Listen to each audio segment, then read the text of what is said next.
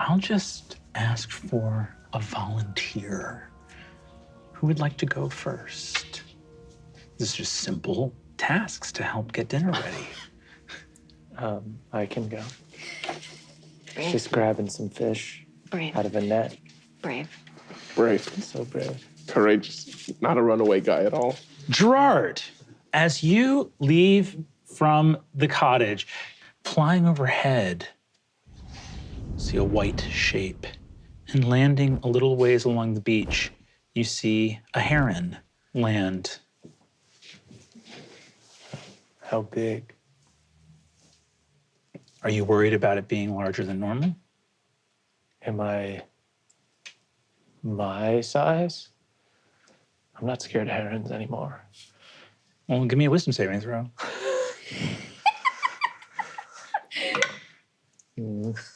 It's fine, I'm blessed. I'm sure that's a 5. It's pretty big. Fuck. I hide. I just like lay low. You lay low and you can feel yourself kind of like hiding. And you look around, you're still something like medium size, but you see other frogs around you hiding here by the side. You guys gotta get the fuck out of here. You see that heron? I could fuck it up, but you guys are toast. You hear a voice of sort of tittering laughter coming from the water. Hello, Gerard. And you hear a familiar voice. Your eyes are big enough that you can literally like just turn them down without having to move your head to look into the water. Peering out from the reflection of the water is someone who it immediately looks like from their reflection in the water, they should be like standing right behind you. But swiveling your eyes to see, you see they are just a reflection in the water. You see the Princess Rapunzel looking at you. You look frightened. I'm very frightened. What are you doing here? Spying on you. Struck me as one of the less magical of your companions. Okay, well, there's a huge bird over there and he's kind of freaking me out, so go fuck yourself.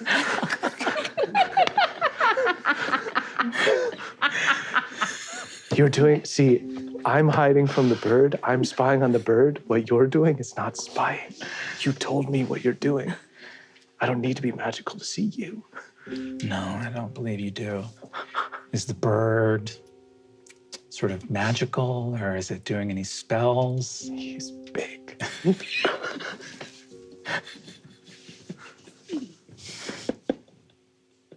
was a nice trick getting the book away from us.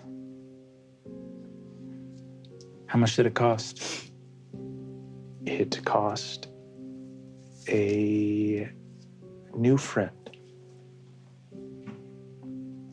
Well, I'm not sure what your plans are. I was hoping to get an image of you up to some kind of scheming rather than hiding from a bird in the edge of a lake. But I suppose I can't be too surprised. I have seen some titanic feats of strength from my companions. The Beast, Cinderella, Snow White. Truly impressive acts of heroism. I do not think I have seen any of my sisters strain more greatly than the Princess Elodie to find something kind to say about you. Yes. Feed me to the bird now. I look at the bird. I don't doubt that, but I haven't seen the Princess Elodie in a while, and I think it's telling that I'm seeing you in this lake and not her or any of the other princesses. I think you're manipulating people. We're not telling them the full truth. Truth? You have a sword that tells the truth, right? I do. Why don't you take the sword out and ask it if Elodie still loves you? This sword, I don't know that it works like that. Fine. I pull out the sword. My master! And you see the My guy. you see the heron whips its head around and starts to like walk over. I back up bravely. Runaway guy. Okay, sword of truth. Settle the bet. And it doesn't have to be like, you know, love, but does the Princess Elodie love me? My master, the Princess Elodie cares for you deeply. You hear a sort of chuckle from the water. Not quite the same thing. It's not, but seeing as the last thing she saw of me was me running away after I had already done that, I'm grateful that she still cares for me at all. The water shimmers, and looking towards Rapunzel, you see your reflection. You are at the most frog-like you have ever been. And Rapunzel's words become almost like a hissing in your ear. And it's almost like you wonder if Rapunzel's somehow reading your mind, or there's something deep in here that she has some ability to know, or perhaps more frightening, something that Elodie has confided in her.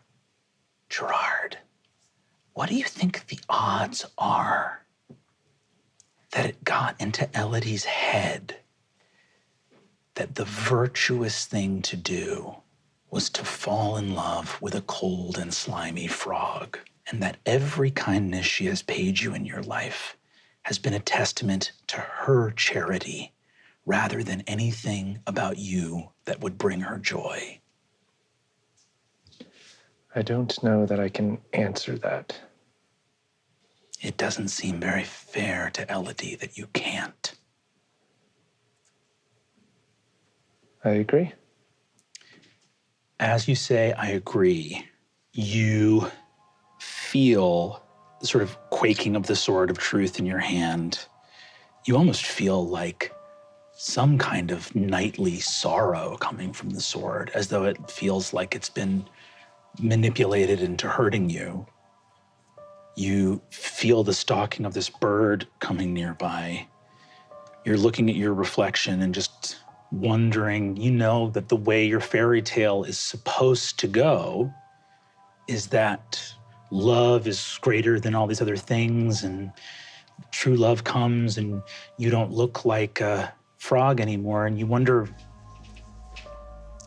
there's a deep convenience to the fact that the moment that the person looks past your curse, they are rewarded by you no longer being under the curse.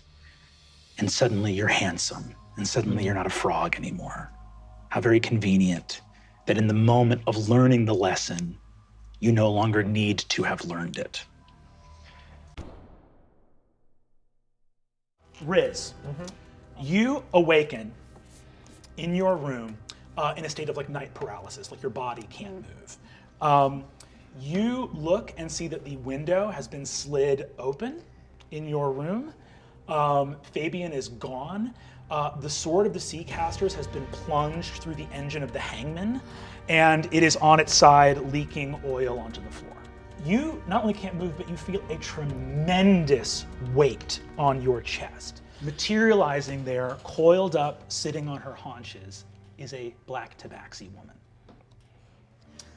She looks at you and says, "Hi, Riz. How you doing?" Can I speak? Mm-hmm. What did you do to Fabian? Your voice comes out in a croak, a whisper. You realize you couldn't shout in this state that you're in. She looks at you and says, "Oh, I can't take any credit for that. I didn't do anything to Fabian. That was the boss." You work for the Night King? "Yeah, kiddo, I work for the Nightmare King. That's right. You have grown. You're, like the spitting image of your mother and your father, like a perfect combo of the two. Why my parents trusted you. Why would you? What are you doing? What am I doing? You said it, Riz. Come on. I work for the Nightmare King. But why? Is that an honest question? Why? He grants me unlimited power. All that I am and all that I'm capable of doing, he gave to me. Do you really not understand why a person might do things that benefited them? I know that you only do things to kind of distract yourself from how deeply sad you are that your dad is gone. I get that. The maidens, and then you find the maidens, and then it's on to the next thing, and the conspiracy board, and you don't sleep, and you're digging. It's like when you're in that palimpsest. Like, you will dig until your own hands are bleeding, because the second you slow down, you will have to deal with the fact that he's not coming home. Sorry, bud. So we got to talk about you and your friends coming for this crown, because that's going to be a no-go from us. What do you... What do I want? Yes. I just said it. Pack it in and go home. This one's not you, Chief. Now, I know that I'm talking to the most obstinate one in the group. I do get that, for sure.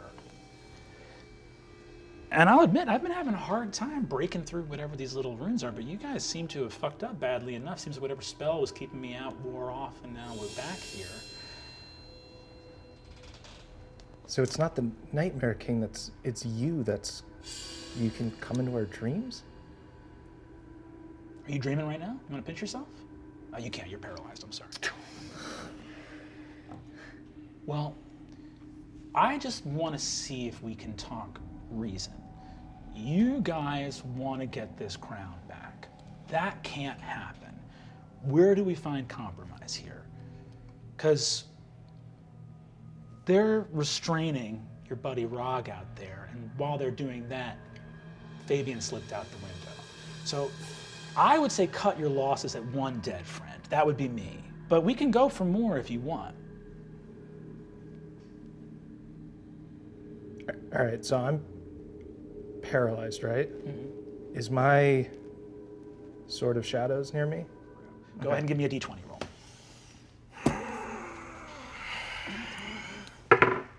15. Cool. It's in the bed with you.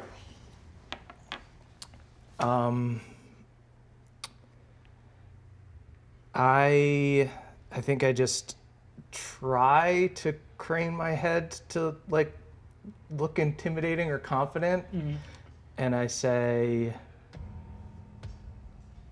how about no dead friends? And then I want to use my Sword of Shadows to Misty Step out the window to try to find Fabian. Cool. You clatter to the ground, and you your arms are paralyzed in place. So when you hit, something breaks as you hit at an odd angle. Without seeing her move, Kalina walks out of a little alleyway, and you're in the campus of the Gold Gardens right now. She looks out and says, "Oh, bud.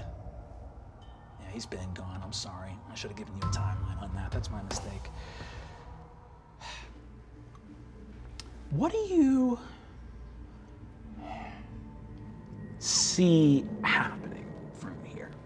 Because I do want to get this sorted out, but I am Look, I think you can see I have no tricks up my sleeve, right? I'm not doing anything. I'm not casting any spells on you. I'm not murdering you right here on the ground, right? I want this to be resolved amicably. The issue that I'm feeling right now is I want to know what needs to happen for you guys to give this up. And if you don't give it up, then I just guess I want to say this is going to get so much worse.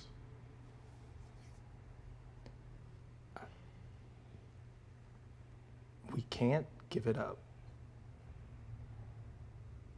Well, you can't take an F? You can't repeat the year? Buddy, what are you talking about?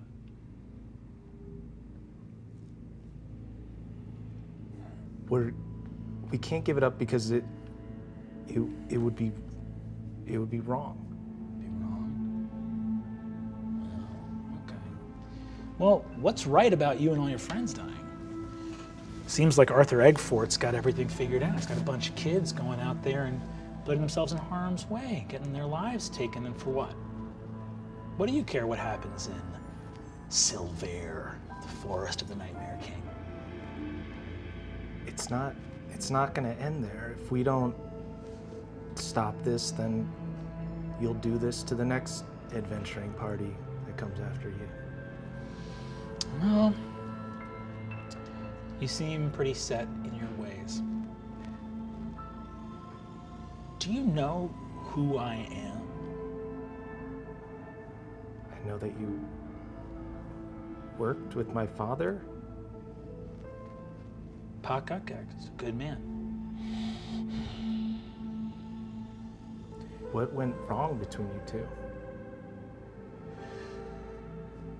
Nothing went wrong between us. How about this?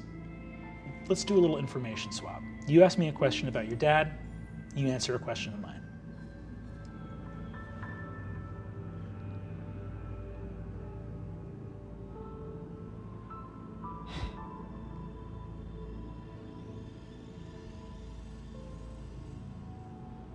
I don't think now is the time to get nostalgic. I want to know that my friends are okay. My father's already gone. If you want information, you have to... I would need to know that they were safe.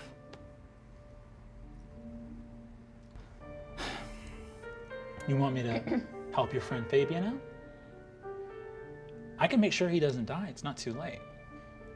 But I'm going to need everything. I'm going to need everything you know.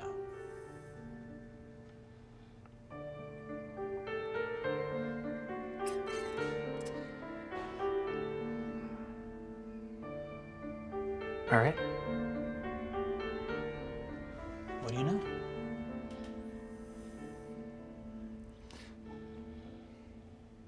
How do I know that if I tell you what I know, that you can help me? You don't.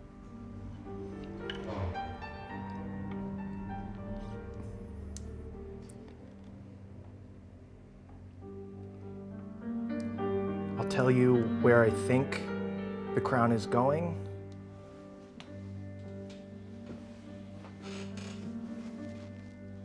You bring Fabian here. Once Fabian's here, I'll tell you who I think has it. Kid, I don't even know where the crown is going. I want to know what you know about me. And you see that her eyes narrow into these two twin slits as she looks at you.